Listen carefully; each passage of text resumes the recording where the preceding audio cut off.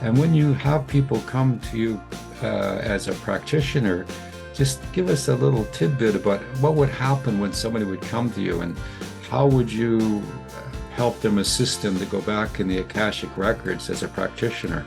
What I do with clients is people come to their own records. That is 100% what happens for me. I don't market it, I don't advertise it, because it feels funky to me, like I'm going to market the divine. No. The No. divine is all of us. We're all the same, and we all are reflections of divine source. Embark on a captivating journey into the intriguing world of human consciousness with Douglas James Cottrell, Ph.D.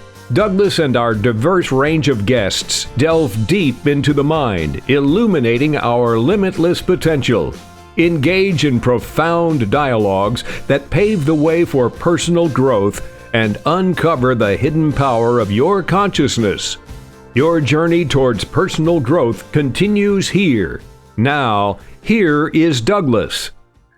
Welcome to the show, everyone. I have a wonderful guest here today. Mary Madeiras is here, and she has a fascinating story to tell us. She is an Akashic Records practitioner.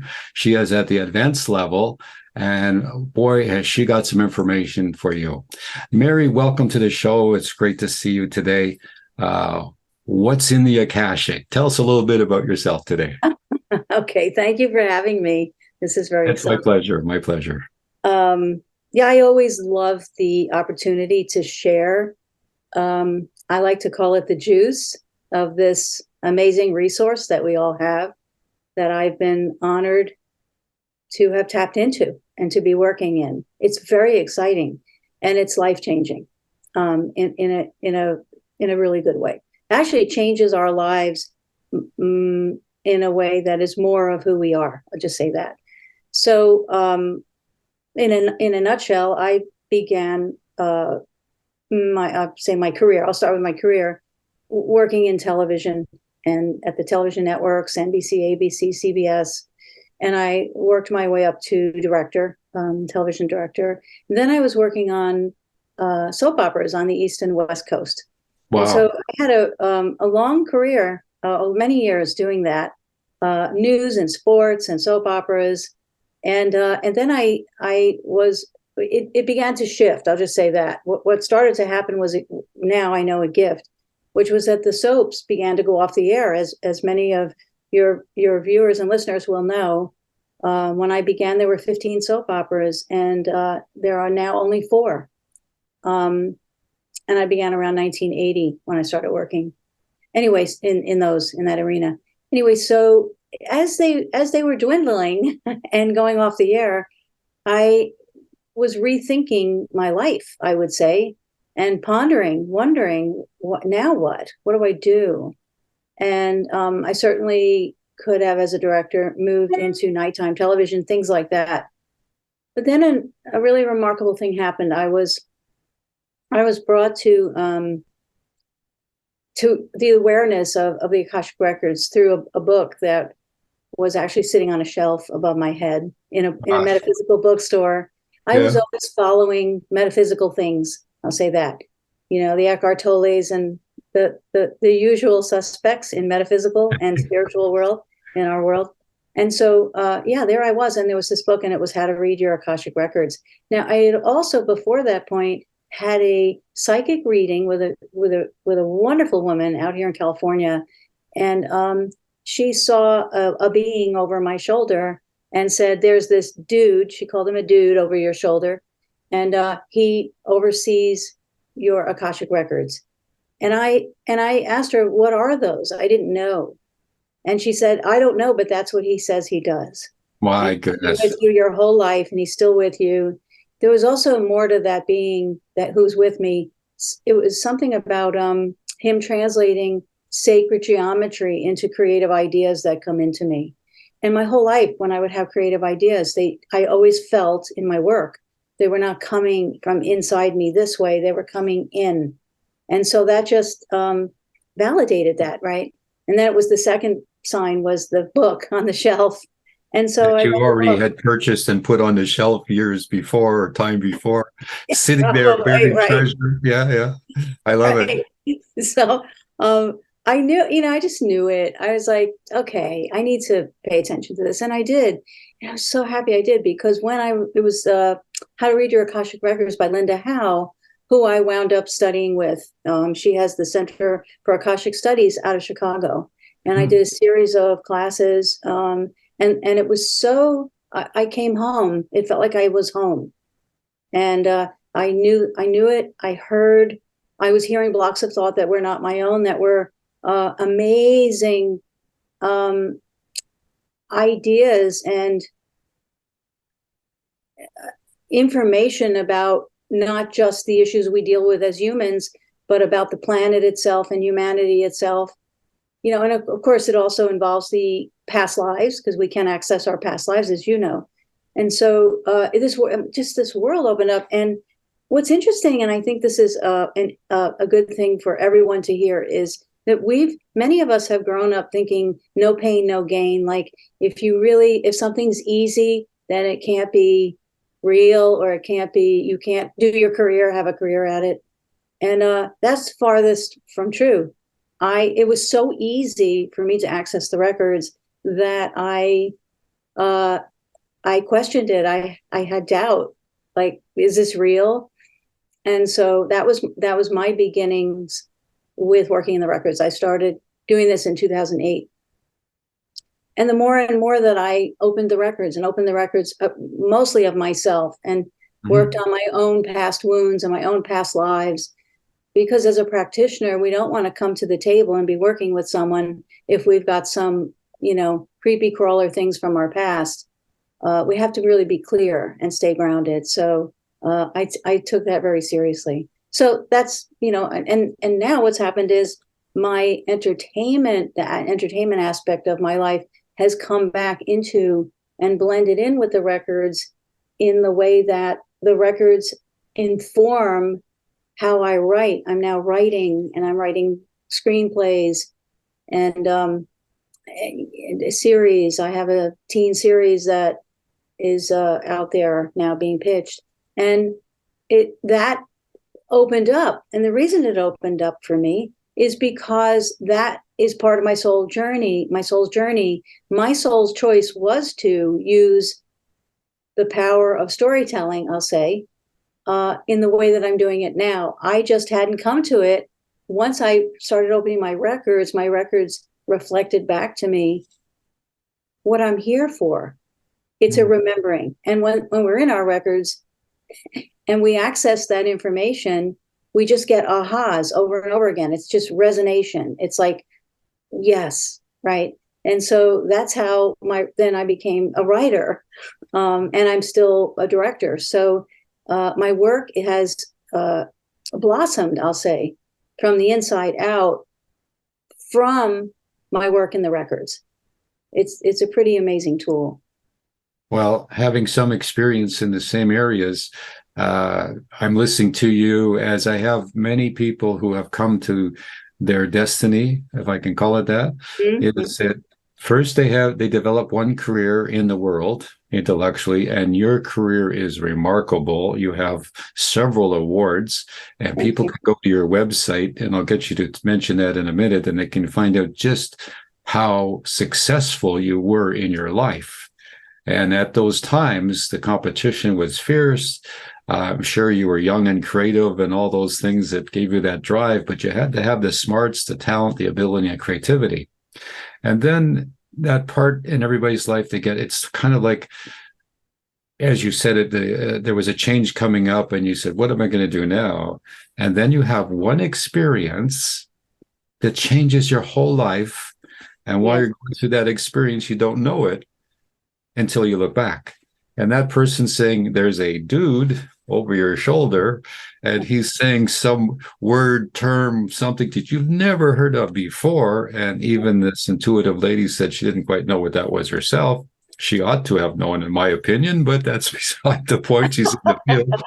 However, she says, this is whispering in your ear, talking to you, thoughts telepathically coming in, all those creative urgings I'm sure you had when you were in your high profile and pressure cooker type job, that now you're getting answers to where they came from.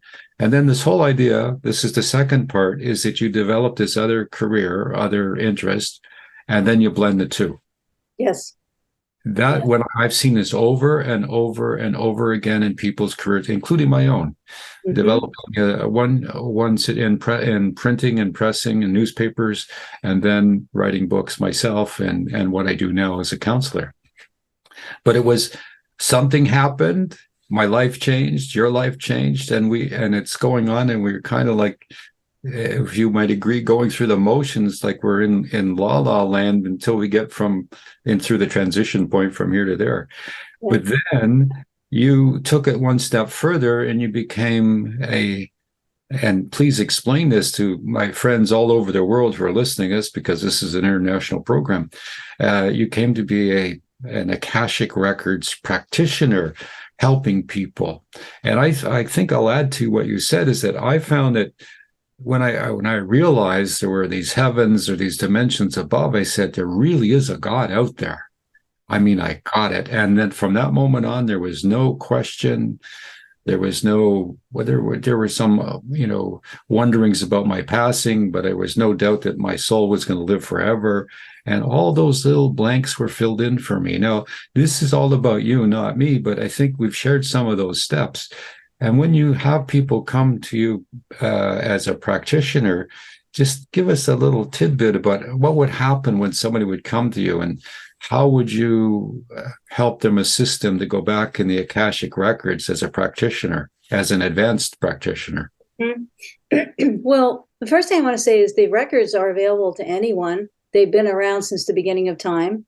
And so anyone can access their records. It's funny to me, like giggly funny, that, we get accreditations in the spiritual community. I always find it just makes me giggle. Because what does that really mean?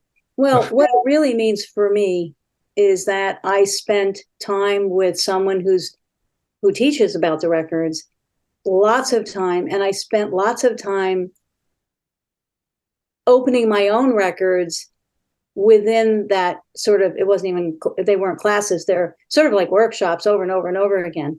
And so I was basically learning how to use the Akashic Records in my own personal life as a tool for life.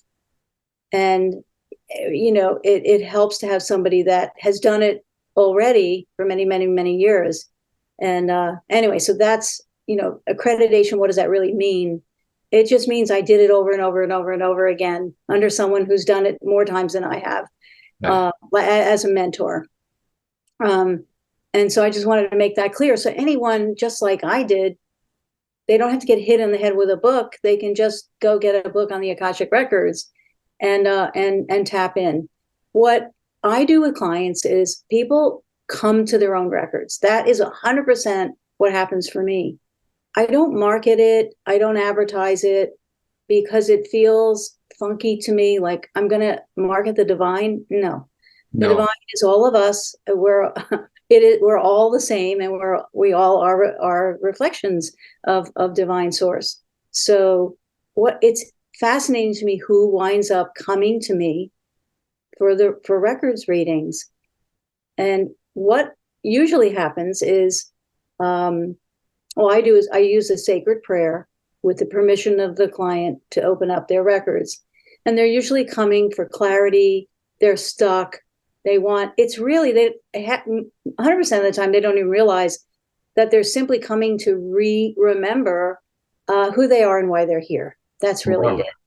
Wow. And the beauty in my book of the records is that when we're in our Akashic Records, it is a direct reflection, mirror image of each individual soul's journey through lifetime after lifetime. And so when we open the records, there are these quantum imprints that are already there from right now. You and I speaking here is creating a quantum imprint in your records and my records right now. I mean, that's in the now and the now and the now. It's really cool. And so at a later time, we can access that. We can actually, each one of us can open our own records and draw from that. The value of having a mirror image of who we really are, and the power of it is that we tend as human beings, as humanity, to forget who we are. We have a lot of challenges on this planet. It's dense. There's collective ego conscious. There's shadow stuff. So all kinds of stuff going on, and we can get lost, and we can get pulled in directions. It's all normal. There's nothing wrong with that. It's just sort of part of the dance, I think, of this planet. And so what's great about the records is if I open somebody's records, they might come to the records saying, I'm about to create a new brand, or I'm going to move, to Timbuktu, and I don't know if this is right. Well, the records are not a divining tool. They're not going to swoop in and go like, no, don't do that, because then I wouldn't be in the records. Records are pure choice. We always have choice. But what the records will do is, through dialoguing with my client, the divine moves on the spoken word. So I hear the most when my client is speaking, and they could be speaking about anything. It doesn't matter. They could be complaining about something. It doesn't matter. And so they're going, and I'm hearing blocks of thought. And what I'll do is, quite often, I'll just be writing down phrases, words, and then I'll get a gentle nudge to go back to those when the person has finished speaking. And then it just opens up this portal of a deep remembering of that person about who they are. And out of that remembering comes, unstuckness, new choices that feel better. It's just feel good, feel good, feel good, feel good, feel good, feel good. Most people don't even want to end the readings. I have that happen quite often. And I have to have an awareness of managing time in the records, because it can be tiring. And I'm sure you've gone through this. It can be tiring after a while, because it's another dimension of consciousness, and it's very subtle. It's not like I'm taken over by something and I'm not here. I'm just flowing this information and I'm still present. And I like to say that the records themselves, the divine realm, uses my way of speaking, my heart, my soul, as my soul committing to this, and even my sense of humor at times. It uses all of that, as it probably does through psychics. One psychic is going to handle things differently than another one, and they'll sound differently. So that's what happens. And as the flow begins to happen with a client, more and more comes out of them. And it's almost like this rebirthing of who they are. And it's always joyful. It's lovely. It's beautiful. I can feel them expand. And at the same time, I'm expanding, because I'm flowing divine source. Right. Like, who gets to do this? I'm so honored to be doing this work. I don't call it work. Yeah. Apparently special people with special talents. And you were drawn to this, as you just said a little while ago. And I found, and I think I sort of heard the hints in what you're saying, is that people come to you with some reason, purpose that isn't probably where they end up, but they come there because they're looking, and they know you have the doorway that they can walk through. You have the window they can look through. Yes. So as a conduit between between the heaven and the earth kind of thing, you have a special platform, a special place, but you're already prepared for that. Mm-hmm. Because, as you just said, you get tired because you're expending, as people who do this in the field, I'm sure, you're expending enormous energy in some sort of mental, spiritual conduit that it doesn't. You're not like working on a chain gang, breaking sledgehammer and rock, but you're exerting that much energy to get this connection. And I'm sure when people do that, when they find out about themselves, the one thing I can add to what you said is that the reason they continue asking is because all of a sudden they've hit that sweet spot of truth. Yes. They know beyond knowing that what you're talking about as you're opening up their records and they're reading their Akashic records, they're on the tree of life and they're whatever other terms we want to put on it, they know. And so it is a deep knowing. Yes, it's recognizable, it's palpable, actually. The other thing that I want to mention is that when I say the sacred prayer that I say to open this channel, we'll say, in an individual's records, to their records, I'm accessing what I've learned, and I sense, I can feel them, is an entourage of beings. They're actually light energies, they're not beings. And the light energies oversee everybody's records, and they're known as masters, teachers, and loved ones. And so it's nice to know that, like, our records are not something floating around out there and dark energies can get in and put a bad imprint on them. Not possible. It just cannot happen because it's such a sacred realm. It's a sacred space.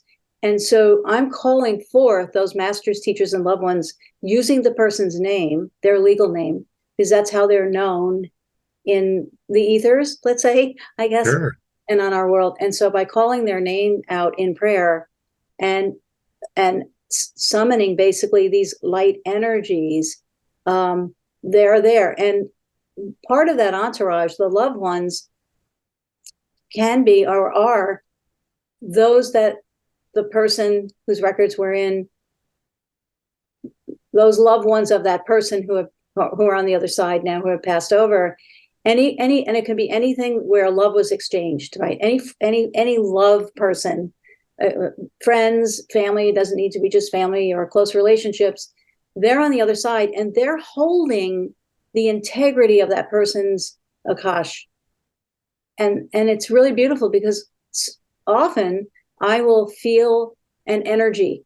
I'll feel a feminine or masculine energy, and it'll come across for me as, a very outspoken energy, or someone, or it might be they're saying, I'll hear there's a feminine energy saying, get on with it. Let's get going. I'm here to help you. And that person, I mean, like all the time, they'll say, oh my God, that's my grandmother. That's how she would speak or whatever. So that happens. It's not like a psychic reading where it's a one-on-one dialogue with that individual on the other side or the entity. It's more they're holding that purpose of the integrity of that person's records. They're standing and holding that sacred space along with the masters, teachers, and the masters and the teachers. So it's this entourage, and I can feel like that there's something around me. It's not ghosts or being. I don't feel beings. It's energy. I can feel an energy holding the purpose of the reading along with me. Like I feel like I have guidance, and of course I have my own. I've got that genie guy we know. But I also can feel others. I can feel others show up and energies that join in, and then it just flows. Also, part of the prayer that I love, my favorite part, is that I'm asking that my any form of ego conscious or any form of ego is gone. So I've actually even tested that, interestingly, in records readings, where if someone said something really like horrible about something they've done, let's say, I will try, and I'm hearing, but I'll also search for my own opinion about it, and I can't find one. That's how I know I'm in the records, because there's judgment in the records. It's really cool. So I tried one day. I was like, I should have an opinion about this, was my thought. And I heard no. And I heard more divine stuff coming through. And so that, prayer is so powerful, isn't it? It really is. Well, I believe in investigating a lot of spiritual things, there's a great prayer about ask and you shall receive. Yes. And everybody goes, oh, that's great. And I say, just a minute. There are two other conditions. Right. Ask and you shall receive, seek and ye shall find, knock and it shall be open unto you, which means you have to go out and find out all the information, and you have to knock on every door you can possibly find to make what you're asking come true. We're talking to Mary Madeiras. We'll be right back after this short break. Here's a little book packed with over 350 simple inspirational messages that you can use on a daily basis. It's called Gems of Wisdom. If you follow these simple steps to reach the divine within, you'll change not only yourself, but the world. A must-read for the spiritual-minded person. Available now at douglasjamescottrell.com. Gems of Wisdom. Welcome back to the interview. Once again, here is Douglas James Cottrell. We were just talking before the break about you having this group of comforting beings, or light beings, I guess, as you light energy, mm-hmm. And you can feel them and you can hear words given to them that are directly related to the person whom you're helping. That's amazing. Just as you casually said that, I want the viewers and listeners to realize that is an amazing talent and ability. And as you mentioned, that there can't be an adulteration, there's no passwords or security problems on the other side, because truth is truth, and there's no room. Light is light. When light's around, where is darkness? Gone, right? So there can't be any interference. So as you were sitting there and learning about these higher dimensions, and I'm sure every time you had a client, it was a new experience for yourself, and you learned something a little more about this vast place that we call the Akashic fields or records out there. Tell us how you made the transition from counselor to author. What are you writing about? Great question. What happened for me was, I don't know how many years ago, I would be opening my own records, sitting at my computer, and I would just type my concerns, questions, like anyone else would speak them in a client situation. And not only were answers or clarifications and affirmations coming through about my specific questions, such as, I can give an example. I was manifesting petty tyrant, I'll call them that, bosses in men and women for a large part of my career in television. And television is already difficult, especially live news. And I had petty tyrants. So that was one question. I was like, why? What is this about, right?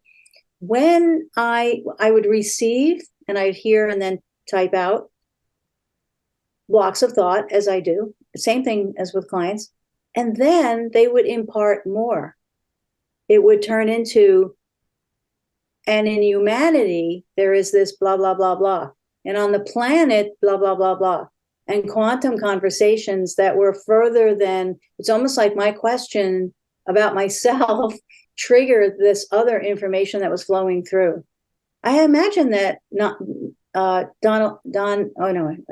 Neil Donald Walsh, I imagine that probably happened for him, because he would ask questions and then God, source, would just flow through. And so that started to happen. And then there was in one of my readings, my records imparted that they said, or I heard, Mary, your records show you writing. And at that point, I wasn't writing. Well, I didn't think I was, but I wasn't writing. I wasn't consciously writing. And so I was opposing my own records. I wrote back, no, I'm not. I'm a director. Which is like, okay.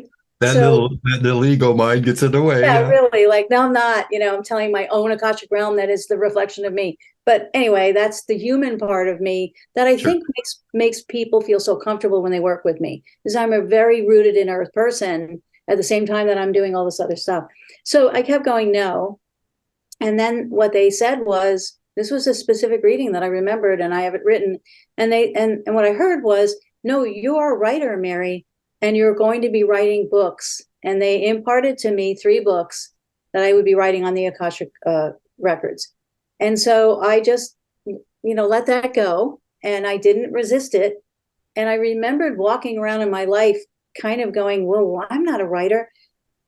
And so it's a word that I was going to say in response to what you just said earlier, right before you asked this question, is that, that asking and receiving, it's important to surrender. We this is the thing that I think trips so many people up, including myself through my life.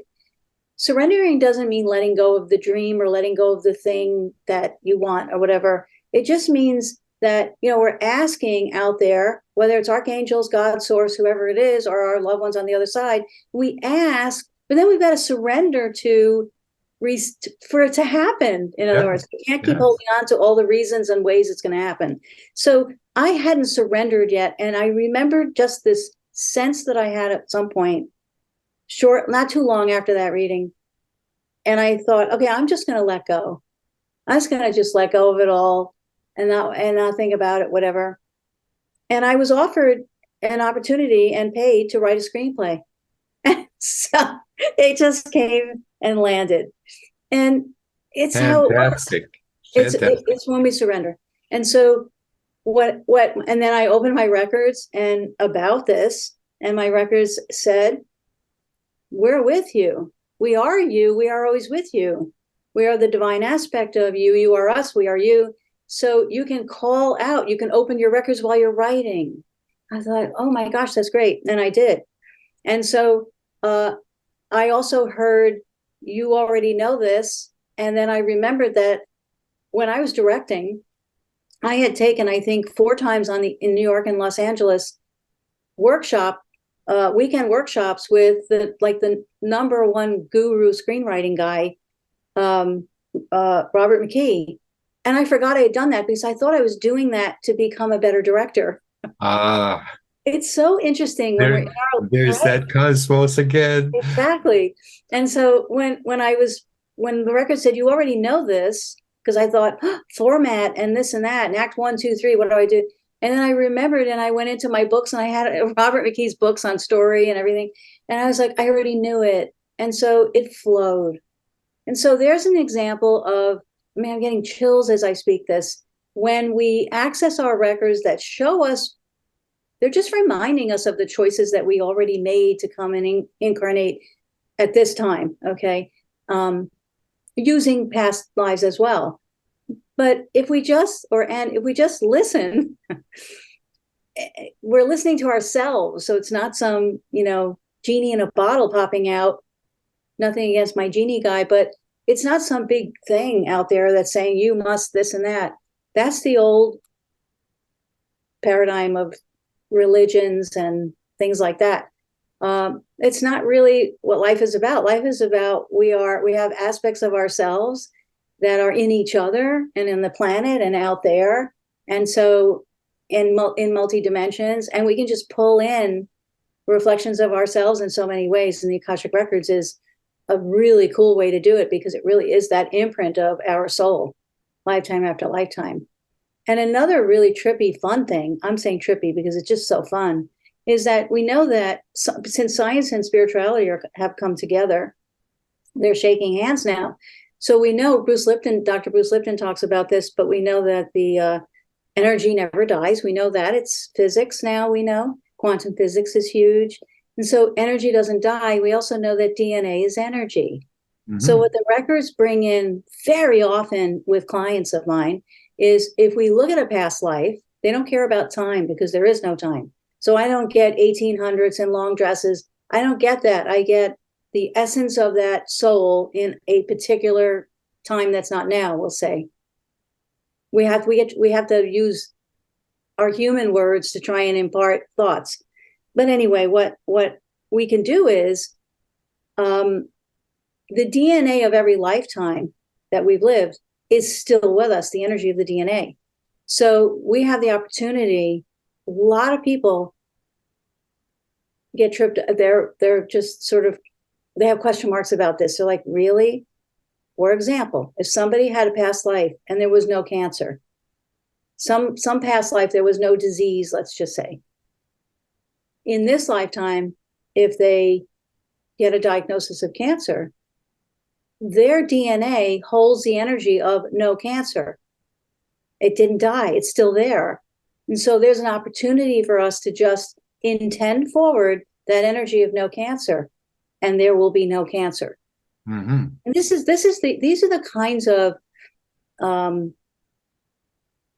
kinds of jewels that are coming in from the Akashic realm that are beyond the day-to-day questions of, what do I do? Do I get married? Do I do this or that? It's just this broader huge amount of information that's flowing in. And that is why I've said yes to writing the book. And so that's how I got into that. And the second book is to open the records of sacred sites around the world, because I can open the records of spaces, addresses, homes, couples. I've done work with couples, sacred sites, obviously. I opened the records of the sun one day, and that's in my book. Wow. Yeah. Wow. And the sun spoke through its own Akash, its own imprint. It gets bigger and bigger and bigger and more fun. And we can do pets too. We can open the records of our pets. Oh, that's touching a lot of people's hearts right now. You know, this what you're saying is, and I would reminisce myself a little bit and say, people, if they look within, they can see the easy way. Well, we're all outside trying to do the hard way. Yes. And as you were talking about, you had taken workshops on being a playwright, and you had forgotten about it. That was kind of the blueprint of your life, you know, going through being prepared. The same as the book was on the shelf above your head or whatever. It was always there. And so this is the one thing I find in my own life. I've been an impatient man all my life. And I asked my friend, my mentor, Ross Peterson, who was called The New Edgar Casey, and there was a book by Alan Spraggett written about him years ago in 1973 or 4. And I asked him one day, so what's my life lesson? And he said, in his way, you will learn. No, I said, what's my lesson? He said, patience. And I said, oh, patience. Oh, wow. You know, that's not a hard one. And then I said, I was 24 years old, how long will it take? I'm supposed to learn patience. How long will it take? So, and then he responded, he said, look, you are going to learn patience. And now at my age, I understand. I don't get something done today, I'll get a little bit tomorrow, a little bit tomorrow. Mm-hmm. But the easy way is there. And by asking in prayer, which I was really impressed to hear you say, I concur because I do it myself. You have to pray first. You have to ask. That's the only condition of getting to wherever you want to go. Because when you pray, your free will and free choice, if you agree, you're allowed to open that door and pursue that memory. And, you know, yes. I'm going to ask you, people are afraid, maybe looking back and say, did I do something bad in another lifetime? Was I like a meanie? Did I chop heads off? Was I a brute? All people have those fears, and all people have those experiences. But when people come to you with some trepidation and you say, look, just follow the easy way, that person, that being, that experience in the past, if you elaborate on this, makes you the better person today, because now you're not that meanie. But in the field, if you're something on this side, then you're going to be the opposite on the other side in a different time. What do you think? I think that happens. I think that's true. I also have experienced other truths by looking at these ideas through the lens of the Akashic Realm. When we look at past lives, again, this is my experience with the records, but it continually happens in this way. I'm shown past lives, and it may be, you know, everyone thinks they were Cleopatra and all of that. Maybe they were, maybe we all were. I've never met Cleopatra. I've always met the person who used to work for her, shining the furniture or something. That's the person I see. Shining the furniture. And so, yeah, so those kinds of things do come up with past lives. What is great is the looking through, when we look through the lens at those past lives, and let's say we were a murderer. I mean, I haven't had that yet, experience yet. There is something else that happens. It's not that in this lifetime, again, this is the records, this is my understanding. It's not necessarily that we come in another time to make it okay, or we always come with the opposite, to make up for it. The records have even said there's no such thing as karma. There's only choice, over and over again. And so looking at those past lives through this lens presents those time periods, those past lives, as an opportunity. They become assets. They become an asset, actually. So, for example, if somebody was a murderer, or maybe they, I don't want to use whatever, but if they were doing something they weren't happy about now, we look through the lens of the records at that lifetime, and we sort of kind of chew on it. Abraham Hicks uses that word. We chew on it. We look at it as that lifetime, what was going on in that lifetime, not to justify it, but to understand the energy. We can actually mine the energy of that particular lifetime. That's not the same as if you did something awful, then you're going to bring it forward and it's okay to do it again. No, the records, of course, do not condone that. That's not divine. However, there's an energy to even what we perceive as bad things, and we perceive them as bad. We say that's right and that's wrong, and the records say there is no right and wrong. There's just choice. There's no judgment. And so what we want to do is lift, if a lifetime like that does come up in a reading, and that person, as you said, is uncomfortable about it, the discomfort transmutes into light. And there are things, I have to say, that happen that I can't tell you why they happen. It's the power of divine, where something transmutes and it just becomes something else. And I watch it happen and experience it. And when I close that person's records, I'm like, I don't know, except I know more than ever that there is divine source, and it is extremely powerful. Exactly. Mm-hmm. Exactly right. The idea is that you learn from that experience, and you're here to experience all experiences. Yes. Good, bad, and better. I'm not going to say ugly. No, not ugly. In the new you way. Yes. Why you're here at this time. So they become, I'm always shown like a toolkit, those past lives that we thought were awful, and we don't want to think about them. We think we have to get rid of them. The records go, no. That's part of your soul. And so let's bring it forward through the lens of divine and light. And it becomes it turns into an asset. It can involve discernment. If somebody did bad things, then they're going to discern. Maybe they have a heightened discernment about protecting others.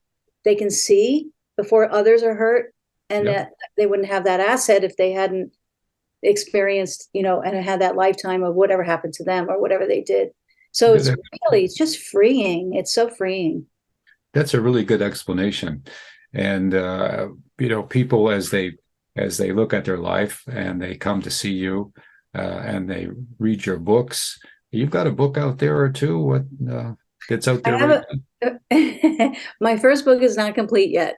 And the second one about the sacred sites, I may have my first sacred site picked, and it may be Atlantis in the Azores. And so you're going to go there? You're going to do some. It's interesting. My father's family was from the Azores. Wow. And I've met a few people who are doing some work there. And I kind of heard, Mary, make this be your first spot, especially because your lineage, the energy of your lineage is there, and speak to Atlantis. And I went into my records about that. And it was, I heard, get on a boat and stay overnight on a boat around those islands and just continually open the records, and the Atlantis will speak.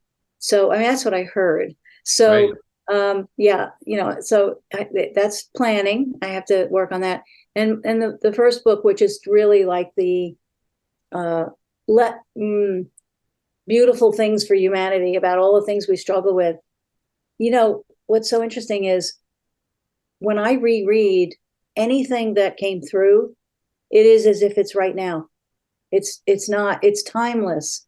The information that comes through is absolutely timeless.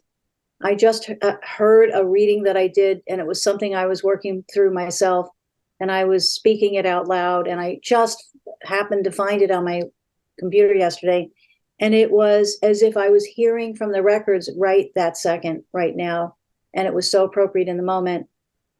The records change, and so we know that divine moves on the spoken word, and we also know that sacred tomes, when we hold sacred tomes or when we open them up, something happens. It's undeniable.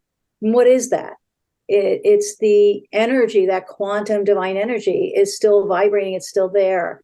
And so my book is continually expanding, I'll say. And so I think my challenge will be when it's over. Like, is it over? No, I guess it'll always be. Well, when it's right, it's going to, like the book above your head that showed you the way, it's going to manifest right in front of you. Yeah, I'm really nearly finished. I have all the chapters. I just have to go back through it, open my records, and just see what happens. I'll just say that. It's a journey, but fun. Oh, amazing. And again, you've had an amazing career. You've worked at the highest level of television, and I'm going to say film and movies and theater and all kinds of things. I'm not sure exactly where your career has been, but you've been around those people. And I'm just, before I ask you about how people can get in contact with you and your website and things, you mentioned about the mini tyrants on the workplace. And, somebody I interviewed a while ago had done a whole study on such things and narcissists and the different types of people in the workplace. So you were in a pressure cooker. It was at the highest level of the business, big money, big names, big people, big pressure. How did you handle that? Well, quite differently than I would now. And I bet we all could say that. It confused me because I love people. And I think I had a harder time with the petty tyrant bosses who were really mean to those around me. Because as a director, especially when I was working at CBS News, there's 150 monitors sitting in front of the director, and that every one of those monitors is being used for a 2-hour live broadcast. And then there's just screaming people behind you. If anyone just stepped into that, they would just go, that can't be. And so the way that I always worked was as a director that we were all the same. And that kind of annoyed those tyrants that were the Hitlers behind me. And so they didn't like that. Even on the soap operas, I honored actors, I honored the crew, everybody, we were equal. I came onto a set and it was we, not I'm this, that. Also, to add to this mix is that I was very often, I was the second woman ever to direct at CBS News. That's where I was going with this. Yes. Yeah. And so, there's an Apple TV show that's in its 3rd season now, The Morning Show. That's one of the programs I worked on. And whoever is writing that for that series, they got it. Now they're talking about they're talking about all the games that go on behind the scenes. And I was immersed in that, and that show has it right. It is like everyone should watch that show. I think it's called The Morning Show. And I think Jennifer Aniston won Golden Globe for her performance in that, and Reese Witherspoon too. But anyway, how did I deal with it? Well, I came from a resilient family. And I also want to say that my manifesting petty tyrants, I learned by working in my records, it was a subconscious pattern that I had. I really believe in, I value subconscious patterns that Bruce Lipton addresses a lot, talks a lot about that. And the subconscious, we know, forms itself from third trimester to like 7 years old ish. And all it is a recording device. It records our environment, our attitudes, how people treat us, what we're hearing, everything. And so then it runs 96% of our lives, our behavior from the background. And so when I discovered that, it freed me up because I thought, oh, no wonder. Well, I had a brother who was a he was a bully. I have 3 older brothers. The 2 of them were fine as brothers. I'll say normal, I guess. One really tortured me. And I had a bully father. I had an Archie Bunker father. And so who hated everyone and he hated cultures. And I didn't understand it. I don't have that in me. So I would argue with him a lot, and so I came out of that. So those were the things I was hearing, probably even in my mother's womb. You're supposed to hate. You're supposed to this. You're not worth anything. My family thought I was pie in the sky, airy fairy. I was the one. And when I would say, I think everyone's really good, and they'd go, you'll learn. You don't know. So I had all of that around me. It's not surprising that I would have manifested over and over, my brother, basically, someone that was always, at me about something or at the work that I was doing. I always had something. Now it goes with the territory because you have to have resilience. And I learned resilience. So the gift of my family was the resilience that I came away with. And they were Irish Catholic on one side and then the Portuguese on the other. And so, it was you buck up, you get through it. When we got hurt, my mother would say, just don't think about it. Think about something else. Well, now, actually, I think that's very wise. Yeah. Don't focus on the negative, right? So It was my resilience that got me through. And also I majored in music in college. And so I had a knack for having a peripheral vision of things. So I could look at 1,000 monitors and it wouldn't make me nervous because I'd know and prioritize. I'd be able to do that. So it's not surprising that I chose that arena to play in the beginning of my life, my career, because I was used to the energies of it. So it wasn't until when I discovered Abraham Hicks, I remembered Abraham Hicks saying in one of the workshops, of their things, the universe only knows yes. It doesn't know no. So if you keep screaming no at something, it's going to give you more of it because it's seeing the energy going towards that thing and it's just going to give you more of it. And that really freed me up with the petty tyrant period. I mean, really, I had a slew of them. Wow. When I look back, you couldn't pay me to go back there. And when I realized that, I realized I was going home every night, upset, mad at that person, or they would be rude to the crew and make people who had worked there for 30 years feel bad. And that really bothered me because I believed in everybody who was putting their best into the broadcast. And I fought for everyone. And that was me. I always did that. That was the rebel that came from my family and my lineage. So I had all these components that were good, but then I was screaming no at the petty tyrants. And I just kept getting more and more to the point where one of my bosses, I was sure was not going to renew my contract as a director. I was on a soap opera then. And I went to my agent he had the same agent. And I said to my agent, Jim, I know he's going to fire me. He hates me. And he goes, what are you kidding? He loves your work. I got more of it. I actually wanted him to let me go. And I find out that he loved my work. Yeah. So it was Abraham Hicks in action, or the law of attraction in action, I should say. Well, I could see that, the universe was preparing you with a family that was diverse, yes. Situations you were in, and then the workplace, and here you are. But, you had to do that. And that was your choice, your plan, your That's blueprint, right. Whatever you say. It was the blueprint. We had a guest here a little while ago, Judy Wilkins Smith, who is talking about this kind of energy.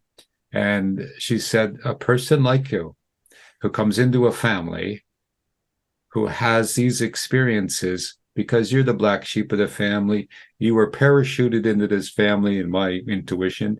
You didn't, you were there, and you didn't fit in. So her wisdom is that when a person like yourself comes into a family, the influences karmically, spiritually, the lessons go forward to your children, grandchildren, whatever in life, but also it goes backwards. Yes. It goes back to your parents, your grandparents, and you influence your so-and-so brothers who gave you such a hard time, or that one anyway. Yes. You've taught them, whether you know it or not. You've changed their spirit, if you will. I'm really glad you brought that up. I learned that. Don't remember where that came in, and maybe it was Judy. But I remembered reading about that somewhere, or hearing someone speak of that you do change it, and you actually do change the past. So if there were, horrible people in your lineage, and you come in, let's say it's racism, and you come in, like for me, I don't even understand that. I never understood it. And one of my brothers married a Black woman, and that went over like really badly in my family. It was bad. And so with my father and my mother to some degree. Well, I came along and nothing was going to move me in that direction. Nothing. I would stand firm in it. I would argue with them. I would say, I don't understand it. Why do you hate so much? Whatever. So just my doing that, you're right. Just by my living that and standing up for people's rights. We all have life rights, is somehow transmuting that ugliness, if I can call it that, of the past. When light comes into a dark room, I've used this before. If you walk into a dark room, it's full of darkness. You turn on the light switch. Where did the darkness go? Never was there. It disappears. Yes, so it wasn't. So you've been a light in your family. So let's just before we'll take one more quick break. And how can people find you and find out more about coming to see you or your future career and your books? How can they get a hold of you? So my website is called spirittherapybymary.com. A title that came through my record reading. I didn't know what to call what I do. So it's spirittherapybymary.com. Oh. And my email is, which you can reach me at, write to me. I answer everybody, a divine realm at gmail.com. A divine realm at gmail.com. So. Okay, we'll take a short break and be right back. Did you know that Dr. Douglas Cottrell has several other weekly channels where you can participate? Check out his Sunday International Spiritual Healing Service on Zoom. And you might also enjoy the Wake Up podcast exploring human consciousness, awareness, and intuition with Dr. Douglas and co-host Les Hubert. Just go to DouglasJamesCottrell.com and message us on the contact page to add your name to the Zoom links of your choice. Welcome back to the interview. Once again, here is Douglas James Cottrell. Well, this has been an amazing interview, Mary. You are an exceptional woman. You are an exceptional person. You are a trailblazer. I have some dear friends who have been similar in their career. I have a friend in Spain who was the first woman air traffic controller in the Spanish military. And then when it transferred over control, she was the first woman air traffic controller in the civil aviation. And so similarly, the weight of being the first at anything, but especially in the world as it was, I got to compliment you for sticking it out. You didn't run away. You stayed the course. You're feisty enough and an advocate and a person who's tough and able to take all those times that you went home, I'm sure, with headaches and wondering and people having hurt your feelings, and you've done something wonderful on the screen, and then they criticize you the next minute, they take that away from you, and yet you persevered. That alone should be a reason for people to pay attention to what you have to say. But then the whole world opened up to you in this Akashic, which I'm sure, as I'm finding, it's expanding all the time. Every time I think I've got it, oh, here we go. Yes, me too. There's another floor upstairs, Yes. So tell us where you're going and what can we expect from Mary in the future. Well, it's interesting because I'm learning more and more to be in the now, right?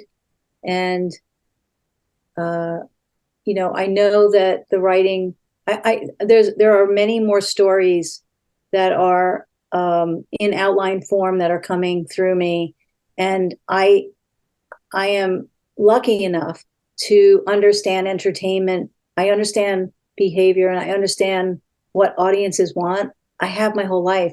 I grew up watching old movies when I was little because the chaos in my house was not something I wanted to drown it out. So I just stayed up like sometimes all night watching old movie after old movie.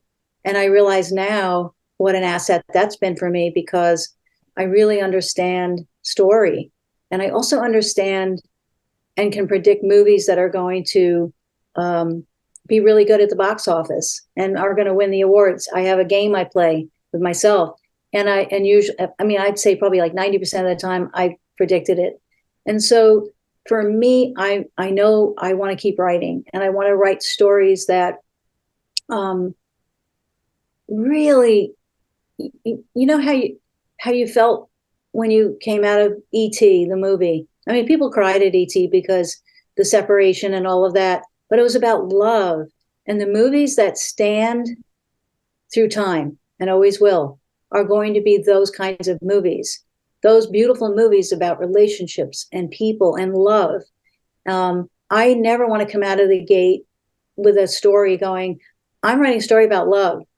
The networks would just go, see you later, the studios. But if it's a sci-fi, which is what Steven Spielberg did, most people would say, oh, it's about an alien and this little boy. No, it's about a boy's first experience with love. And the love happens to be with an alien. How beautiful. So those are the stories that are in me that I know will be, some people ask, what's your legacy? I want my legacy to be that, those kinds of stories that withstand time, that move people so much to their own hearts.